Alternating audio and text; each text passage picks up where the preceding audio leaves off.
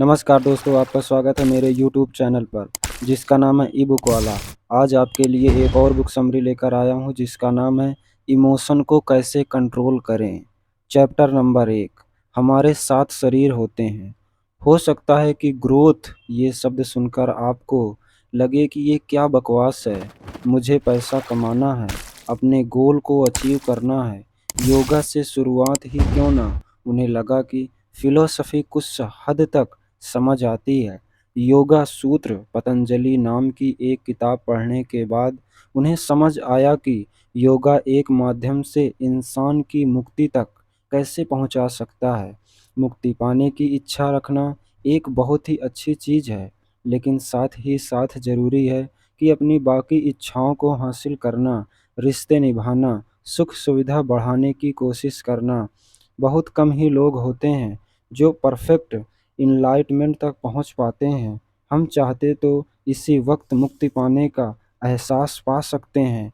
जो भी अर्थात जो चीज़ें आपको आगे बढ़ने से रोक रही हैं, उन्हें हटाने पर फोकस कीजिए। और योगा की किताब पढ़ते हुए वैक्सकिंग ने कहा है कि साथ ही ऐसा ही कुछ हुआ है। उन्होंने खुद से पढ़ना शुरू किया कि उन्हें लोगों को बातों से इतना फ़र्क क्यों पड़ रहा है, और उन्हें लोगों को मुताबिक खुद को बदलने की कोई ज़रूरत नहीं थी।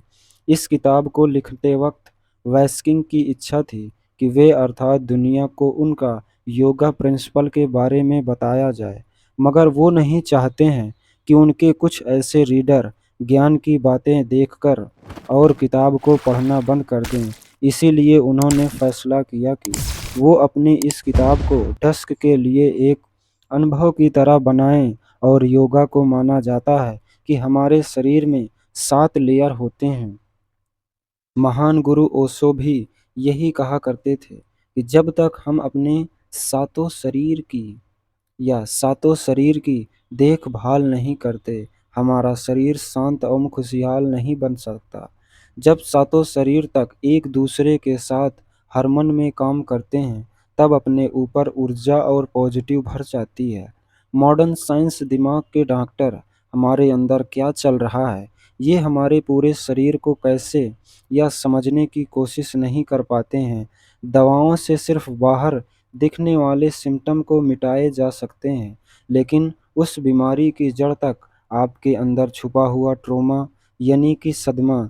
ये किताब ध्यान लगाने और जैसे ही हमारे 7 शरीरों की हीलिंग पर काम करेगी। पहले हमारे फिलिप्स और बॉडी होती है।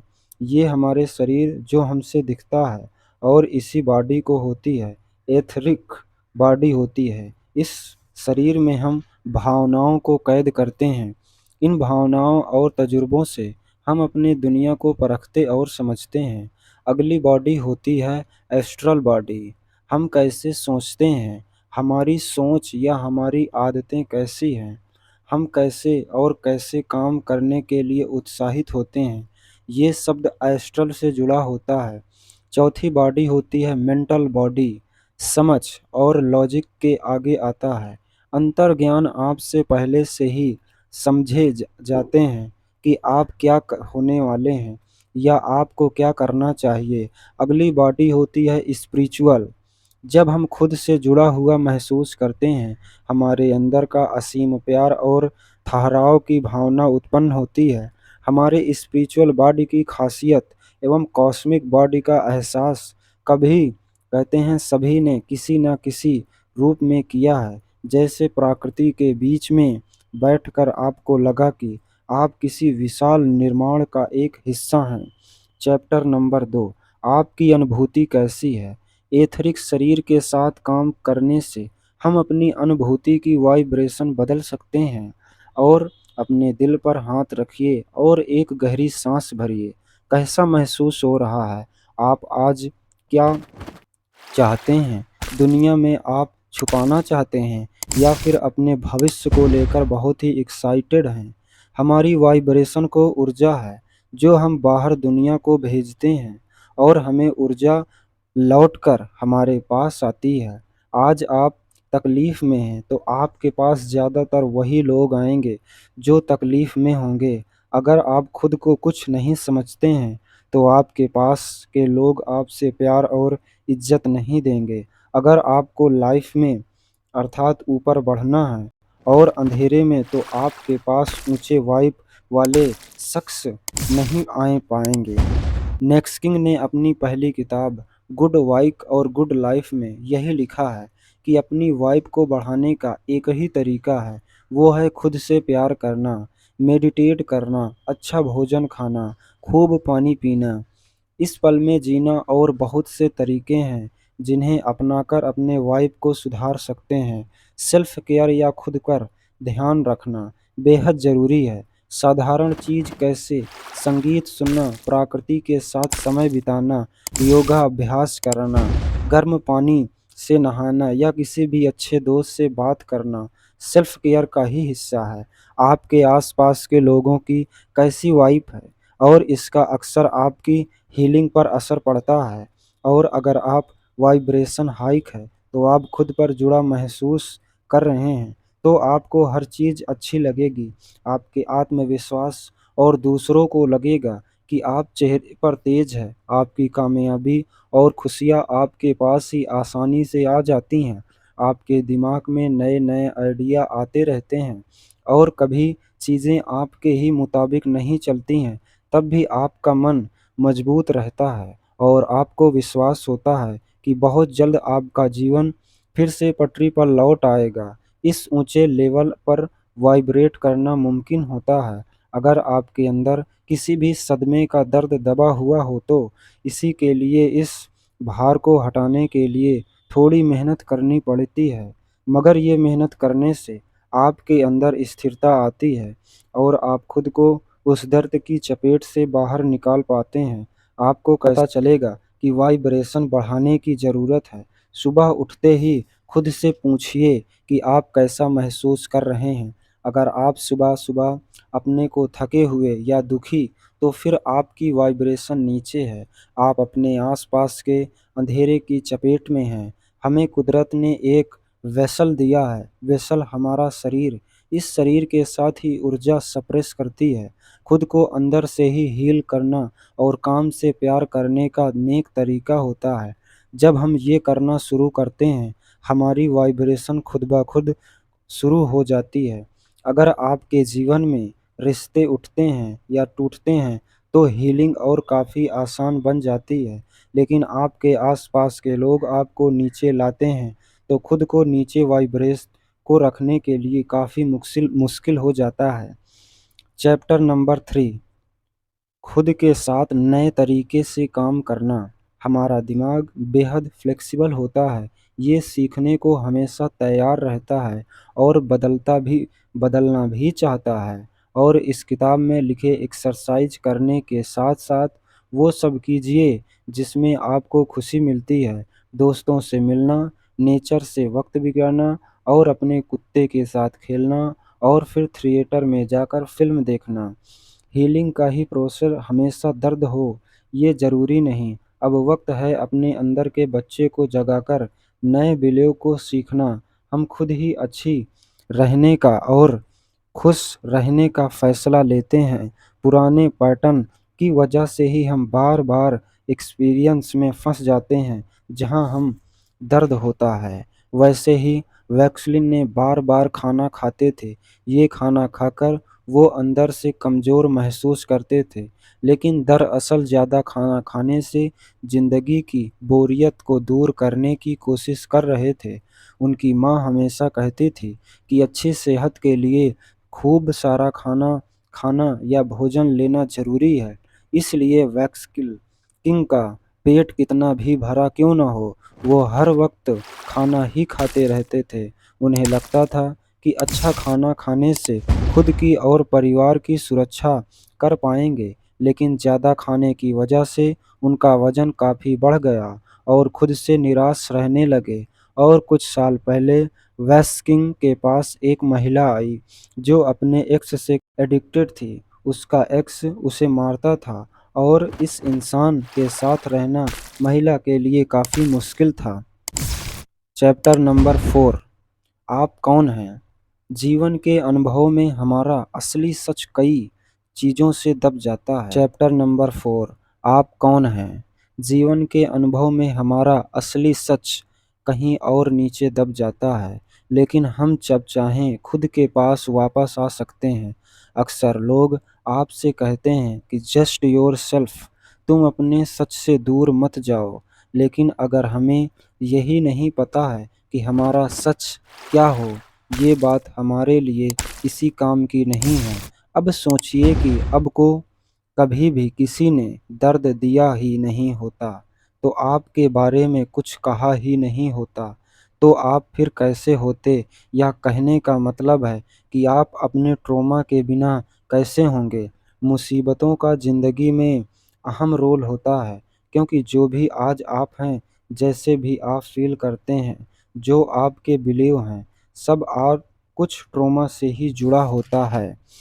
मगर ये सच नहीं, हमारे ट्रॉमा के साथ एक स्वस्थ रिश्ता कामयाब हो सकता है। ट्रॉमा की वजह से हमारे अंदर हिम्मत आती है और हम दूसरों का दर्द समझ पाते हैं। ज़िंदगी की कदर कर पाते हैं। अच्छे पलों को खुलकर जी पाते हैं, क्योंकि वो अर्थात पल दुख के एहसास के बाद मिल रहे हैं।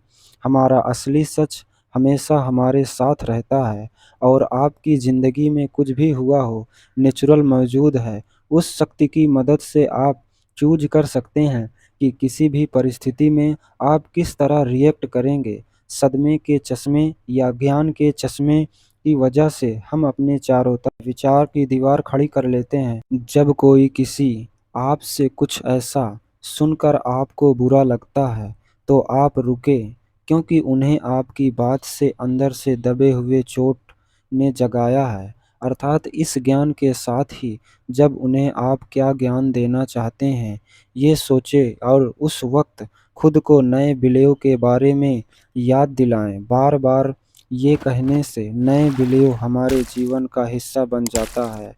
The of the of agreement एक जानी मानी किताब। इस किताब में एक दूसरा बिलीव है, किसी भी वक्त जो पर्सनल न लें। यानी जो भी आपको दुख दे रहा या दुख देने की कोशिश करता है, वो खुद ब खुद अंदर से दुखी होता है, और उसकी बात को मन से न लगाएं। अब दूसरों को वही दे सकते हैं जो आपके पास खुद मौजूद हो। आप सोशल मीडिया पर कुछ देख रहे हैं, किसी के पोस्ट को ट्रिगर हो जाता है, आप भी और की लिखी हुई छुपी हुई बात पर कुछ बुरा लिख देते हैं, और जिससे आपकी वाइब्रेशन नीचे चली जाती है। आपके अंदर से जो गुस्सा निकलता है, वो दरअसल किसी दबे हुए चोट की वजह से निकलता है।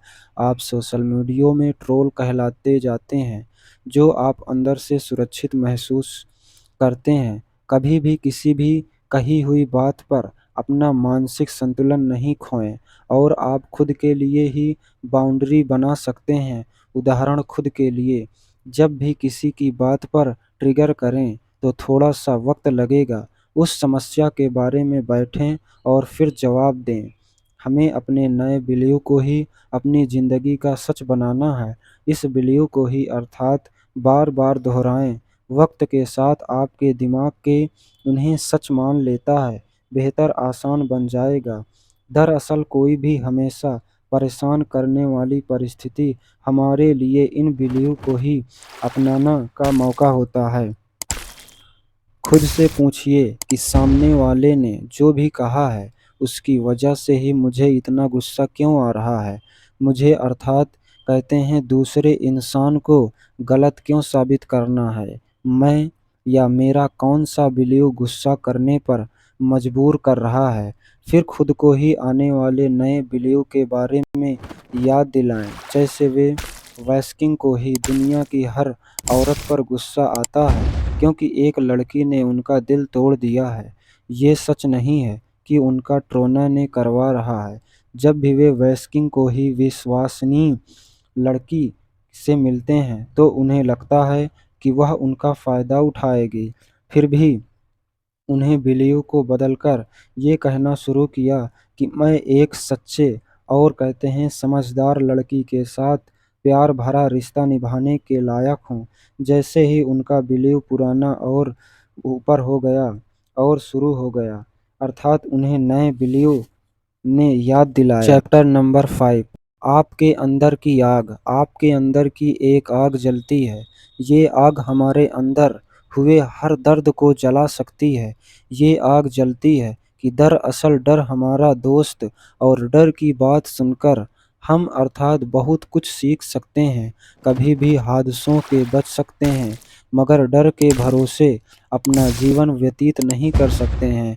इस आग को पता है कि भविष्य में हम जो चाहना या जो चाहते हैं, जो पाना चाहते हैं, लेकिन कहते हैं कभी भी ट्रॉमा इस आग को अर्थात बुझा देता है, और इसके लिए अब वक्त है कि अपने अंदर दबे हुए और आग का वापिस जलाने को सेल्फ केयर यानी खुद का व्याख्यान या ख्याल रखना, जो एक तरीका है जिससे हम अपनी वाइब्रेशन ऊंचाई तक ले जा सकते हैं।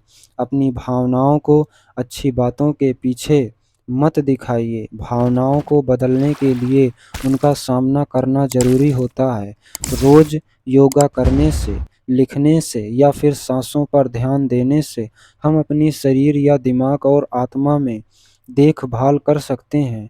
हम अर्थात आगे अभ्यास से अपने लिए सेल्फ रूटीन बनाएंगे। हर इंसान खुद का ध्यान कई तरीके अलग अलग तरीके से रखना चाहेगा। किसी को भी शाम के स्नान से या गर्म चाय से शांति मिलती है, और किसी को अर्थात मसाज या अच्छा लगता है। हो सकता है कि शुरुआती में सिर्फ शरीर पर ध्यान रखना चाहे, लेकिन अब ना तो बॉडी के बारे में समझ चुके हैं, इसीलिए हम अपने सेल्फ प्रैक्टिस में खुद को वो दे पाएंगे जो हमारे पूरे शरीर को बेहद और महसूस करने में और मदद करेगा। सबसे पहले किसी शांत जगह में बैठ जाएं और अपनी आँखों को बंद करें और 3 गहरी सांस लें। एक किताब और कलम साथ रखें और अपने ही नोटबुक में 3 पेज बनाएं।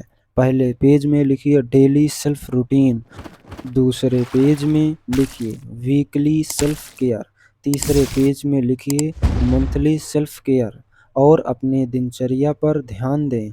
और आपके पास दिन में 2-3 बार 30 मिनट का समय होता है, जिससे या तो आप फ़ोन पर बात करते हैं या नेटफ्लिक्स पर कुछ देख लेते हैं।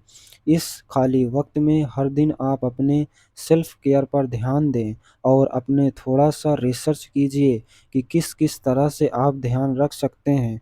वो सारे प्रैक्टिस कीजिए जिन्हें आप अपनी ज़िंदगी पर उतारना चाहते हैं। उदाहरण के लिए आप सूर्य नमस्कार कर सकते हैं। चैप्टर 6। आप आज़ाद हैं। आपको आज़ादी कैसी लगी? शायद आप हल्का महसूस करेंगे, हर किसी से चीज़ से जुड़ा हुआ महसूस करेंगे। भविष्य को लेकर आप कभी एक्साइटेड होंगे। घड़ी पर आपका ध्यान जाएगा, लोग क्या कहेंगे? आपकी चिंता बिल्कुल नहीं सताएगी। आपको विश्वास होगा कि आगे सब अच्छा ही होने वाला है। आप डर में जीना छोड़ दें। इस किताब को पढ़कर आपने खुद को एक संदेश दिया है, वो है कि आप अपनी वाइब्रेशन बढ़ाना चाहते हैं और आप एक अच्छी ज़िंदगी के हकदार हैं। ये एक सफ़र है, और जब जब खुद को अपने नए बिलीव के बारे में शायद दिखाएंगे, तो आपको अपनी वाइब्रेशन याद आएगी। कामयाबी पाने के लिए आपको इनर पर काम करना ज़रूरी है, अर्थात इसी के लिए किताब सब के लिए आप आखिरी अभ्यास करना और शांत जगह पीठ सीधी करके रखना और आंखें बंद कीजिए और कुछ गहरी सांस भरिए, और अब अपनी चेतना को छाती के बीच में ले जाइए और अपनी छाती और दिल पर ध्यान दीजिए। सांसों के आने जाने से आपकी छाती कैसे उठ और बैठ रही है। आप खुद से कहिए कि एक खुले हुए दिल के साथ ही सबसे जुड़ा हुआ, और खुद को एक बीच पर खड़े हुए देखिए। आपके पैर के बीच के नीचे पत्थर है और सामने समंदर है। हवा चल रही है। धीरे अपनी चेतना को वापस लाया और आंखें खोल लिया। विश्वास रखिए, आप इस कहते हैं अंदरूनी और आज़ादी को महसूस कर सकते हैं, और जब ये होता है तब आप उस पल पूरी तरह से मौजूद होते हैं और बेहद हल्का महसूस करते हैं। दर्द गायब हो जाता है, डर काफ़ी पीछे रह जाता है, आप खुद काफ़ी आगे खड़े होते हैं। आपकी ज़िंदगी जो। नमस्कार दोस्तों, जय हिंद।